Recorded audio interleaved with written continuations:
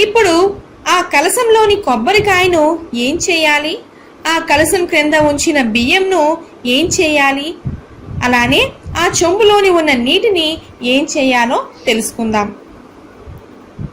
వ్రతం అయిన మరుసటి రోజు అంటే శనివారం నాడు కలశం కదిపిన తరువాత కలశం క్రింది వేసిన వస్త్రంను, బియ్యంను, ఆ కొబ్బరికాయను ఎవరైనా సద్బ్రాహ్మణునికి దక్షిణ తాంబూలాలతో దానం చేయాలి.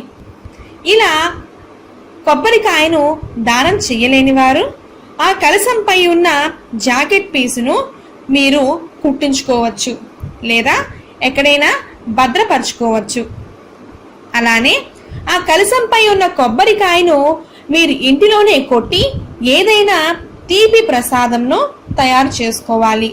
అంటే ఏ కొబ్బరుండలో లేదా కొబ్బరి పాయసాన్నో ఇలా మీకు నచ్చిన తీపి పదార్థాన్ని తయారు చేసుకుని తినాలి. ఆ తర్వాత ఆ చెంబులో ఉన్న నాణాన్ని మీ దేవుని మందిరంలో కానీ లేదా బీరువాలో కానీ ఉంచి ఆ నీటిని మామిడి ఆకులతో ఇంటిలోని వారు అందరూ తలపై చల్లుకొని మిగిలినవి ఏదైనా మొక్కలో వేయాలి. అంతేకాని దయచేసి ఎవ్వరూ ఆ నీటిని తొక్కరాదు. ఆ తరువాత ఆ చెంబు క్రింద ఉన్న బియ్యాన్ని కూడా ఏదైనా తీపి ప్రసాదం చేసుకుని ఇంటిలోని వారు అందరూ ప్రసాదాన్ని స్వీకరించాలి.